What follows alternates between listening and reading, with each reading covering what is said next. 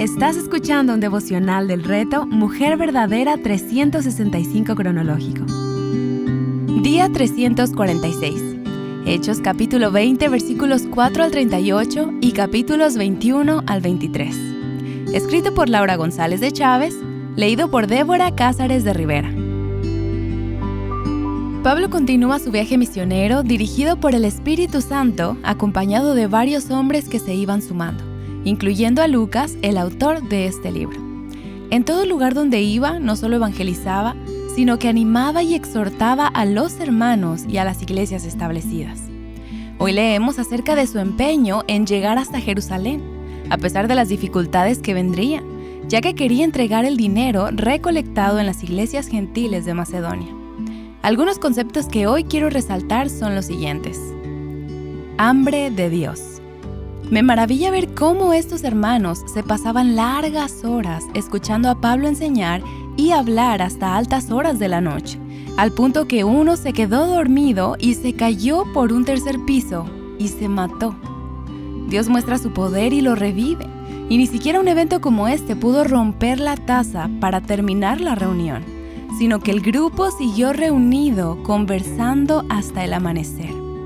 Al leer esto, pienso en nuestra cultura evangélica de hoy, sobre todo en los Estados Unidos. Estamos acostumbrados a sermonetes de 30 a 40 minutos y si el pastor se prolonga, nos enojamos porque se nos trastornan los planes. Oh, que Dios nos dé un hambre insaciable de hablar de Él y de su palabra, y de regocijarnos con los testimonios de su obrar al punto de que no queramos terminar. El amor entre los hermanos. Me cautiva ver el cuidado de Pablo por las iglesias y los hermanos y el amor de ellos hacia él. Cuando se despide de los ancianos de Éfeso en Mileto, podemos casi palpar el amor entre ellos. Igualmente ocurre cuando se despiden de los hermanos en Tiro. Fueron hasta la playa y ahí se arrodillaban, oraban y se abrazaban.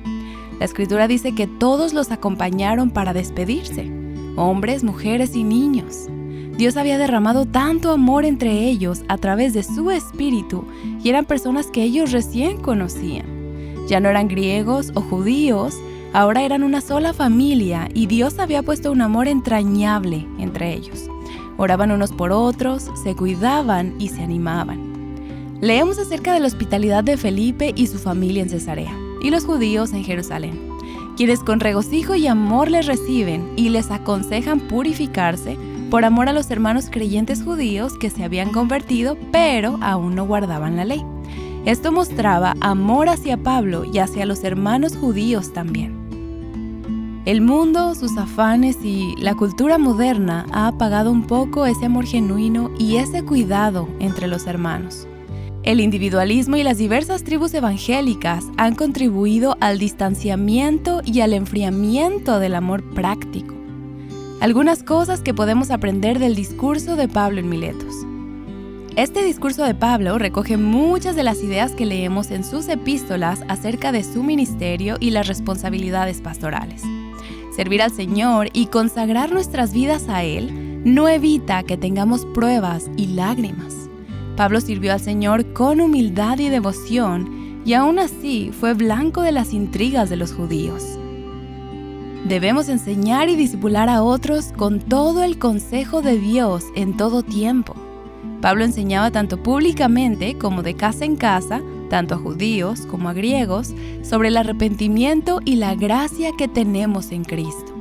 Por esto pudo tener la conciencia tranquila y saber que era inocente de la sangre de todos. Debemos obedecer la guianza del Espíritu Santo sin importar las consecuencias. Pablo fue alertado por el Espíritu directamente y a través de otros, Ágabo entre ellos, sobre las cadenas que le vendrían, pero al igual que Cristo, quien por el gozo puesto delante de él soportó la cruz, despreciando la vergüenza, él estaba determinado a hacer la voluntad de Dios. Afirmó su rostro para continuar el camino que se había propuesto. Cumplir con la misión que Dios nos ha encomendado debe ser más valioso que la vida misma, como bien nos enseñó Jesús, porque el que quiera salvar su vida, la perderá. Pero el que pierda su vida por causa de mí y del Evangelio, la salvará. Marcos 8:35. Los pastores deben estar alertas y cuidar de su congregación porque hay lobos feroces aún en medio de la iglesia. Pablo encomendó a los discípulos a Dios y a su palabra, confiando en que la palabra era suficiente para edificarlos y santificarlos. Ya él no los volvería a ver, pero confiaba que su palabra sería suficiente.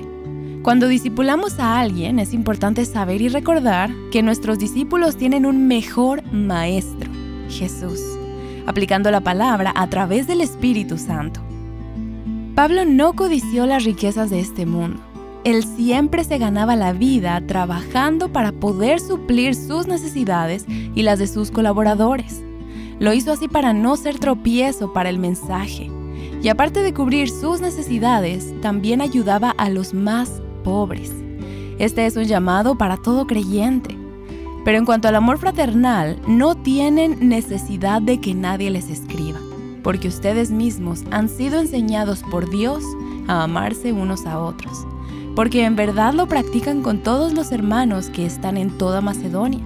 Pero les instamos, hermanos, a que abunden en ello más y más, y a que tengan por su ambición el llevar una vida tranquila, y se ocupen en sus propios asuntos y trabajen con sus manos, tal como les hemos mandado. 1 Tesalonicenses 4, 9 al 11. El que roba, no robe más, sino más bien que trabaje, haciendo con sus manos lo que es bueno, a fin de que tenga que compartir con el que tiene necesidad. Efesios 4:28. Y entre otros conceptos que aprendimos hoy, vemos que la voluntad de Dios siempre será el lugar correcto, aunque sea doloroso. Pablo sabía que le esperaban circunstancias difíciles en Jerusalén, pero él estaba convencido de que Dios lo quería ahí. Personas que lo amaban y querían lo mejor para él se quisieron interponer en su camino para salvarlo. El profeta Agabo y otros hermanos, al punto de llorar al ver el destino que le esperaba. Pablo no se dejó persuadir. Es humano no querer que las personas a quienes amamos sufran, y vamos a querer librarlas de los peligros y de las circunstancias difíciles. Pero cuando los hijos de Dios están en comunión íntima con Dios a través de la palabra y la oración, y están dispuestos a vivir una vida consagrada de autonegación, ellos sabrán qué es lo que Dios quiere para ellos. Y aunque sea doloroso, estarán dispuestos y gozosos a enfrentarlo para la gloria de Dios. Cuando Cristo compartió con sus discípulos los sufrimientos que le esperaban, Pedro quería evitarlo. Ante esto, Cristo le respondió: «Quítate de delante de mí, Satanás. Me eres piedra de tropiezo, porque no estás pensando en las cosas de Dios, sino en las de los hombres». Mateo 16:23. No nos dejemos usar por Satanás al querer librar a una persona amada de los planes que Dios tiene para él o ella. Los caminos y planes de Dios siempre son los mejores, aun si están pavimentados de sufrimiento. La atadura de las tradiciones. Pablo había observado la recomendación de los ancianos que le aconsejaron purificarse en el templo por amor a los judíos creyentes, para que ellos vieran que Pablo guardaba la ley también.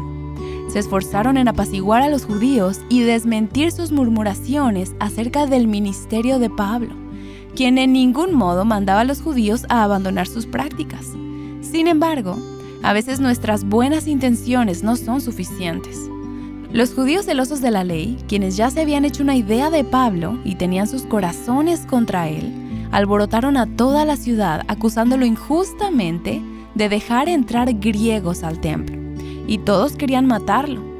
Pero Dios estaba aún en control, y todo esto fue el inicio de su camino hacia Roma, cumpliendo los propósitos de Dios con su vida. Muchas veces las tradiciones y creencias están tan arraigadas en nosotros que no somos capaces de aceptar algo nuevo que las vuelva inútiles o innecesarias. Nos atemoriza la idea de dejar ir lo que antes creíamos, sobre todo si nuestra mente no ha sido iluminada totalmente aún por la nueva verdad que reemplaza la anterior. En nuestra humanidad, esto provoca resistencia Y estos judíos celosos de la ley estaban dispuestos a matar a Pablo por ello. En el capítulo 22 vemos que Pablo comienza su defensa ante los judíos de Jerusalén, captando su atención cuando les habla en su propio idioma, identificándose con ellos de esta forma. El lugar donde nacemos, nuestras experiencias pasadas, nuestras circunstancias presentes, nuestra preparación y talentos, todo sirve los planes y propósitos de Dios con nuestra vida. Pablo hablaba griego y hebreo y tenía la preparación necesaria para saber hablar y argumentar tanto con judíos como con gentiles.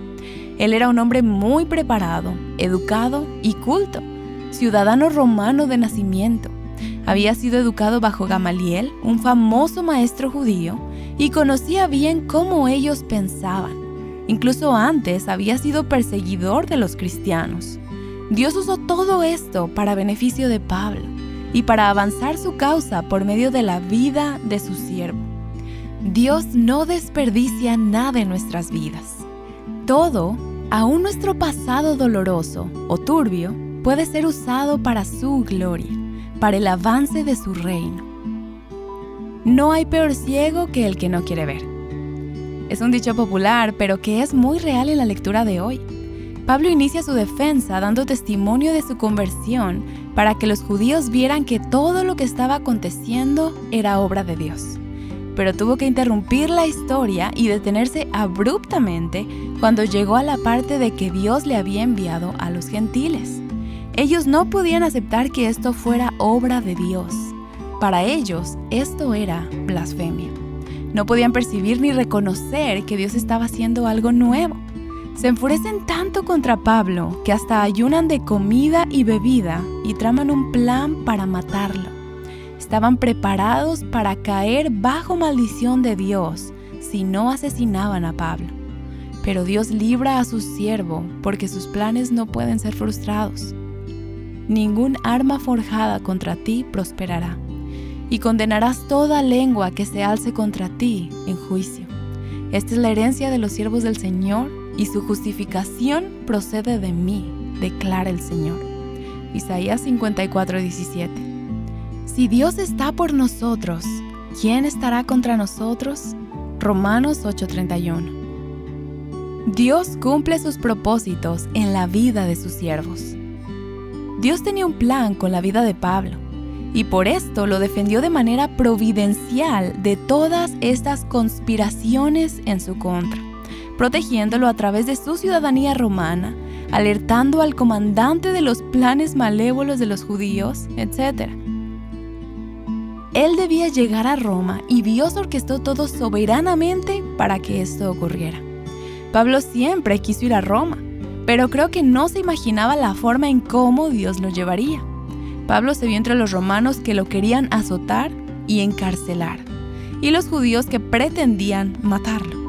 Veremos que Dios eventualmente lo lleva a Roma, pero comienza por llevarlo a Cesarea ante Félix, el gobernador de Judea, acompañado de 200 soldados romanos con 70 jinetes y 200 lanceros.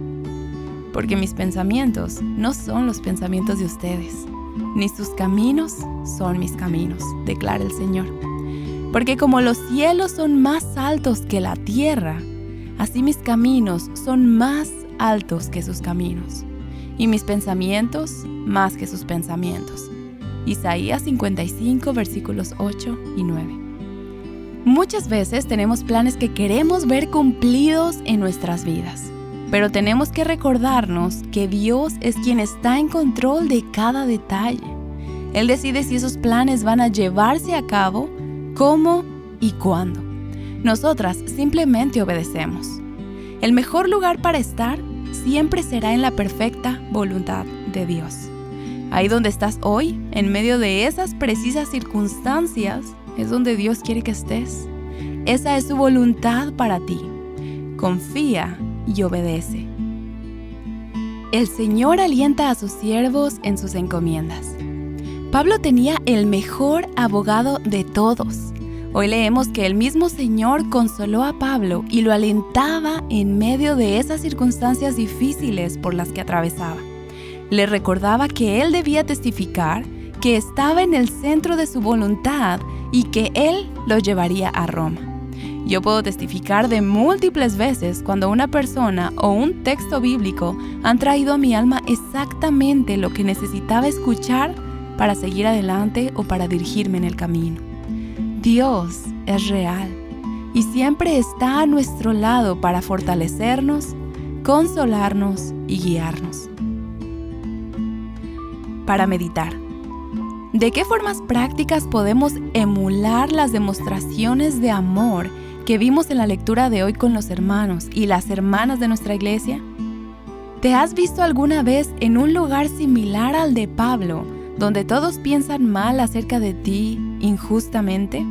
¿Te has visto en las posiciones de los judíos, negada a aceptar una nueva enseñanza que amenaza tus creencias y tradiciones de toda la vida? En cualquiera de estos casos, ¿cómo has respondido? ¿Qué talentos, dones, preparación te ha dado Dios que puedes usar para servirle? ¿Qué experiencias o qué circunstancias pasadas o presentes en tu vida pueden ser usadas por Dios para alcanzar a otros con el Evangelio? ¿Has sido objeto de injusticias como Pablo o como los judíos? ¿Te has empecinado en una opinión que no te deja entender o aceptar algo que Dios está haciendo en tu vida o en la vida de otros? ¿Estás pasando por una situación difícil? ¿Cómo te ha consolado Dios a través de otras personas o a través de sus providencias o a través de su palabra? Alaba a Dios por su fidelidad. Para más contenido como este, visita avivanuestroscorazones.com.